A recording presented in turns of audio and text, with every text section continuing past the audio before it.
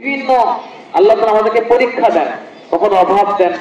وَلَنَبْلُوَنَّكُمْ بِشَيْءٍ مِّنَ الْخَوْفِ وَالْجُوعِ وَنَقْصٍ مِّنَ الْأَمْوَالِ وَالْأَنفُسِ وَالثَّمَرَاتِ। আল্লাহ বলেন আমি তোমাদেরকে পরীক্ষা করি, কখনো ভয় দিয়ে দিই, কখনো ক্ষুধা দিয়ে দিই, কখনো মানুষকে মেরে দিই, কখনো মালকে কমাই দিই। ونقص من الأموال والأنفس والثمرات। কোন কোন বছর এই ফসল হয়, অনেক হয়, আবার কখনো বন্যার পানির মধ্যে ডুবাই দিই। এই করনেওয়ালা জাতকে আল্লাহ তাআলা। অবশ্যই সাবিরিন, আল্লাহ আবার পুরস্কার দিয়েছেন যারা এই যেখানে কোন অসহায় মানুষ চলতে পারতেছে না তাকে একটা অবলম্বন তৈরি করে দেওয়া, একটা গরিবকে 10,000 টাকা না দিয়ে একটা রিক্সা দিয়ে দেওয়া।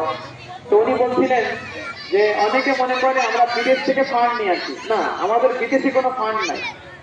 আমাদের ফান্ড 95% ফান্ড আসে দেশের মানুষের কাছ থেকে। আমার মনে পড়ে